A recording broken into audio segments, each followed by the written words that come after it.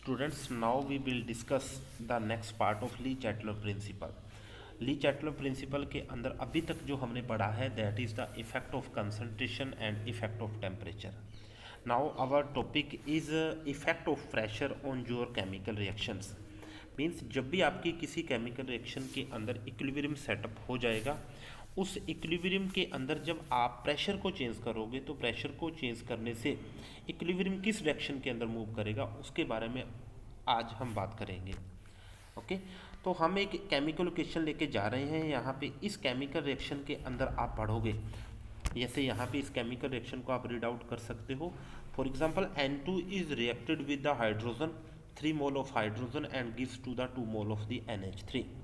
तो बच्चे फर्स्टली जब भी आपने इफेक्ट ऑफ प्रेशर को चेक करना है तो हमेशा आपने नंबर ऑफ रिएक्टेंट्स के जो मोल्स हैं उनको काउंट कर लीजिए, और इसके साथ साथ जो प्रोडक्ट के अंदर जो नंबर ऑफ मोल्स हैं उनको काउंट कर लीजिए। तो आप यहाँ पे देख सकते हो इस केमिकल रिएक्शन के अंदर नंबर ऑफ रिएक्टेंट के जो मोल हैं दैट इज़ 1 + 3 = 4 एंड प्रोडक्ट के जो मोल हैं that is equal to 2।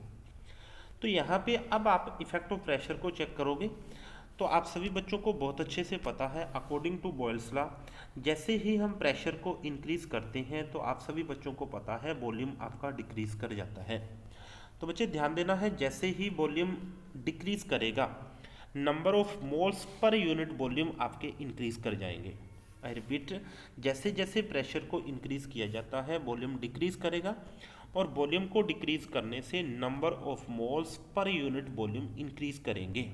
Okay, तो अब आपका इक्विलिब्रियम उस डायरेक्शन के अंदर मूव करेगा, यहाँ पे number of moles per unit volume increase कर रहे हों।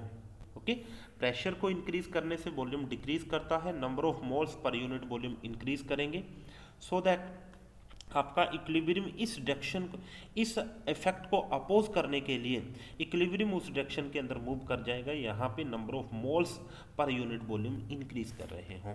ओके, तो अब आप देख सकते हो इस केमिकल रिएक्शन के अंदर जब रिएक्शन फॉरवर्ड स्टेप के अंदर मूव करती है तो नंबर ऑफ मोल्स 4 से आपका 2 में कन्वर्ट हो रहे हैं, और जब रिएक्शन आपकी बैकवर्ड स्टेप में मूव कर रही है तो 2 से आपका 4 हो रहे हैं। तो जैसे ही आपने प्रेशर को इंक्रीज किया, प्रेशर को इंक्रीज करने से number of moles per unit volume increase कर जाते हैं, मींस रिएक्शन आपकी बैकवर्ड स्टेप में गई, और इस फैक्टर का अपोज करने के लिए इक्विलिब्रियम उस डायरेक्शन के अंदर मूव करेगा, यहाँ पे number of moles per unit volume decrease कर रहे हों। इट मीन्स आपका जो इक्विलिब्रियम होगा वो आपका फॉरवर्ड स्टेप के अंदर मूव कर जाएगा। तो आप बोल सकते हो इस गिवन केमिकल रिएक्शन के अंदर जैसे ही हम प्रेशर को इंक्रीज करेंगे इक्विलिब्रियम फॉरवर्ड स्टेप के अंदर मूव कर जाएगा। क्लियर?